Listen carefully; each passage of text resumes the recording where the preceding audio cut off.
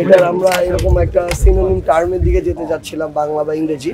ওই জায়গা থেকে বাংলাদেশ ব্লক, বাংলাদেশ ব্লকেট, শেষে বাংলা ব্লকেট, এভাবে ধীরে ধীরে আসছে টার্মিনেশনটা। তো এটা জাস্ট ওইটার প্রধান উদ্দেশ্য ছিল যে আমাদের দাবিটা দ্রুত আদায় করে নিয়ে আসা এবং একটার পর একটা ধাপে ধাপে চাপটা বৃদ্ধি করা। যেমন আমাদের একই ব্যানারে একই দিনে সারা দেশে একই প্রোগ্রাম একটা চাপ তৈরি করছিল, এটা আরেকটা চাপ তৈরি করছে। একটা গুরুত্বপূর্ণ বিষয় হচ্ছে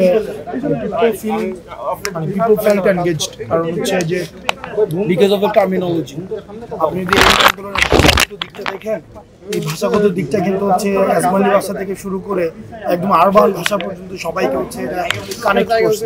বাংলা ব্লকে শাটডাউন, তারপরে হচ্ছে আমরা যেটা মার্চ টু ঢাকা, তারপর এই যে আমাদের মার্চ ফর জাস্টিস, গ্রহযাত্রা, এই মানে এই যে প্রত্যেকটা ভাষাগত দিকগুলো, হরতাল, অবরোধ, এই বিষয়গুলোর সাথে মানুষ আসলে এনগেজ ফিল করতো না। একটা সময় এসে এগুলো খুব ক্লিশে হয়ে গিয়েছিল।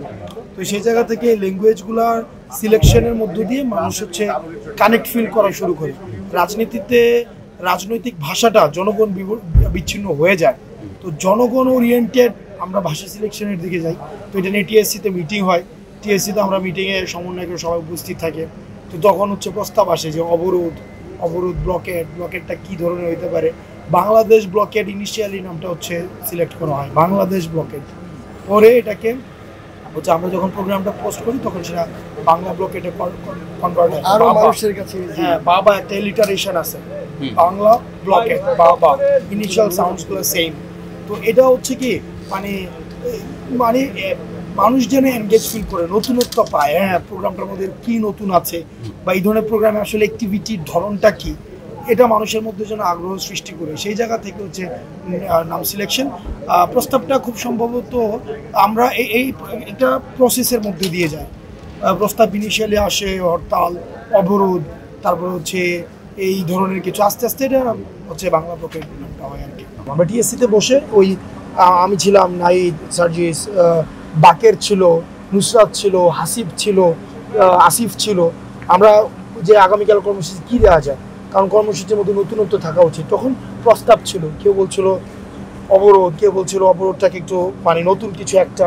দেন হচ্ছে ওই আলোচনার মধ্য দিয়ে হচ্ছে বাংলাদেশ ব্লকেট ইনিশিয়ালি নামটা সিলেক্ট হয়েছিল, বাংলাদেশ ব্লকেট।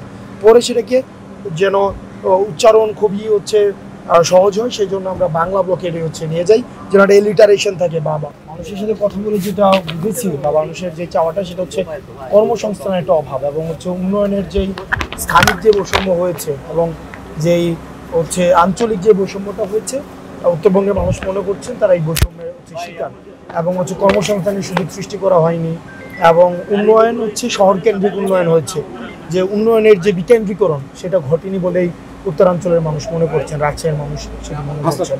মানুষের তো আগ্রহ রয়েছে, এই অভ্যুত্থানকে যেভাবে ডিলিজিটিমাইজ করা হচ্ছে, যেভাবে খারিজ করে দেওয়া হচ্ছে আবেগের কথা বলে, এই অভ্যুত্থানের হচ্ছে মানুষের ক্রোধকে, যেটা গত বছর 5 আগস্ট পর্যন্ত মানে মনে হয়েছে যে যারা ফেসিবাদের বিরুদ্ধে লড়াই করছে, ওই লড়াইটাকে এখন আবার মপতন্ত্র বলে হচ্ছে চালানোর চেষ্টা করা হচ্ছে।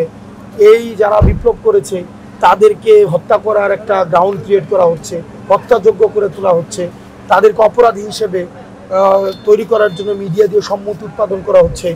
আপনি দেখবেন যে কিছু কিছু বুদ্ধিজীবী রয়েছে, ইন্টেলেকচুয়াল ক্লাস রয়েছে, যারা হচ্ছে এই ফেসিবাদকে বৈধতা উৎপাদন করেছে দীর্ঘ সময়, তারাই আবার এখন কথা বলছে, তারাই ওই 5 আগস্টের পূর্ববর্তী ইভেন্টগুলোকে তারাই হচ্ছে বিভিন্নভাবে ভেরিফাই করার চেষ্টা করছে। তো সেই জায়গা থেকে এই অভ্যুত্থানের স্বীকৃতি প্রয়োজন, অবশ্যই স্বীকৃতি প্রয়োজন, এবং সেই স্বীকৃতির জন্য অবশ্যই মানুষ 3 আগস্ট ঢাকায় আসবে।